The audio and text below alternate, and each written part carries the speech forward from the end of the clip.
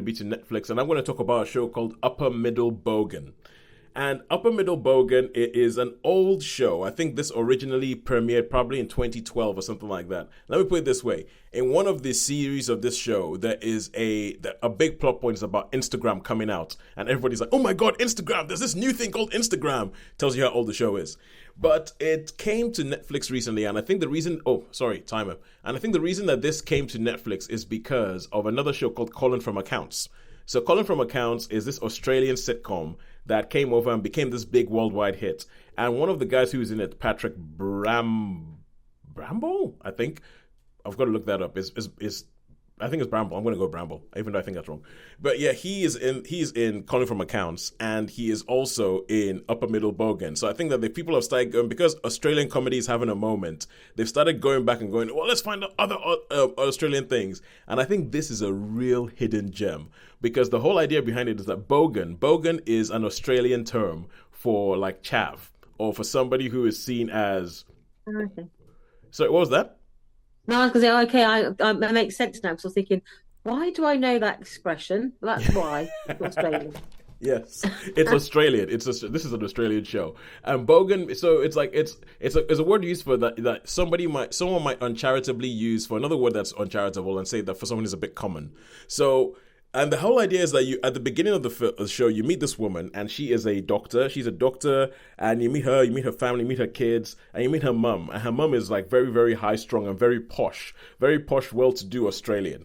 And she is, she's sort of like, oh, mom, are you okay? And her mom collapses in her house. She takes her mom to the hospital where she works at, and obviously they take her mom's bloods and everything, and they go, oh yeah. So it's like, this is your mom, and your mom's blood type is this, and she goes, no, that can't be my mom's blood type because my dad's blood type was that.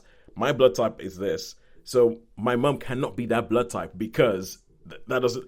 And so obviously she looks through and she realizes that, oh my God, she's adopted. And the whole thing about it is that she's actually adopted. Her mom never told her. Her dad never told her before he died. And so she goes to find her original family. And her original family are Bogans, as they say. Like, they spend their weekends down at the drag racing strip because they're just sort of like, gunning up the whole thing. They live a very... And it's one of these shows where, not being Australian, not living in Australia, you're sort of learning as you go along how there's certain people there's certain traits that they have that they would say, ooh, oh yeah, that's a Bogan or something like that. Where over here they'll be like, oh yeah, that's a bit chavvy, or like, that might be like, from the traveler community or something like that, or be looked down on. And the whole thing becomes almost a bit like Modern Family. It's about how this whole new family works together. So it's about how do you have her posh upbringing coming together with the brothers and sisters that she has from her biological mom and dad, and how the whole thing goes up against each other. And I just think it is a perfectly formed. It's like one of those things where they get a cast of people together and they just let them bounce off each other. And Patrick Bramall, sorry, not Bramble, it's Bramall. So like, and he plays a husband, and they just let them bounce off each other, and the situations that they get into are silly and everything like that. But I really enjoy this. I had a hoot with it because there are some things, when you know how it is with American sitcoms where you've seen so many things so many times, and you've seen the same the same archetype have the same type of reaction to the same type of situation over and over again. Oh, this kid has got the thing where he has 2 different dates at the same restaurant at the same time. How's he going to do it?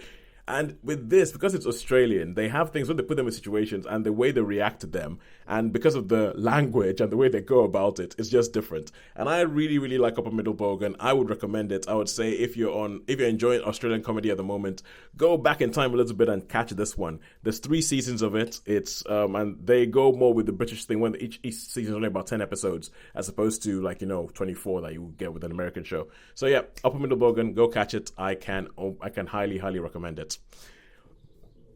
All right, cool. And that is on. Did I give it a star rating? No. Oh, No. 4.